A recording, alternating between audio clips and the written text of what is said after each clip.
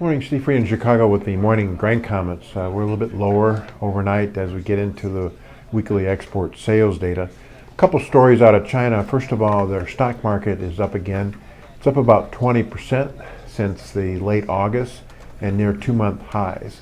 We also note that the Chinese suspended their corn reserve sales. They only sold about 4 million tons this year versus about 28 last year, and they say their corn stocks are over 150 million metric tons. As far as South America, they're going to be in a drier trend over the next 10 days. The weather maps long range are mixed. Some of them calling for the moisture to return to the dry areas. Others say it's going to turn drier, so we'll have to watch that pretty closely.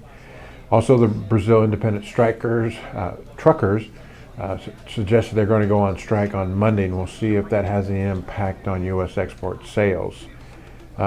We are looking for bean sales to be around 1.5 million tons versus 2 million tons last week. Corn maybe 550 versus 700 last week, and wheat somewhere around 400,000 tons versus 550 last week.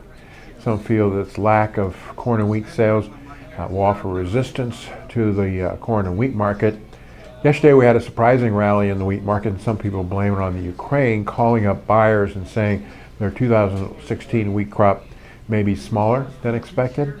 That offered some support to the European wheat Matif futures and hopes that the Europe can get some export demand out of this. We got the November 10th report. Most people are looking for a little bit higher soybean crop and higher corn, soybean, and wheat carryouts. And overnight we've got some rains in the western part of the Midwest, and it should be rains kind of move across the Midwest over the next couple of days. Extended models actually show colder temperatures in the middle of November.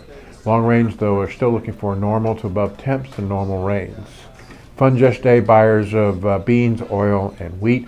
They have a small long in the beans, they have a short in the wheat, and a small long in the corn market. So again, a little bit lower trend, and we'll see what the export sales report is.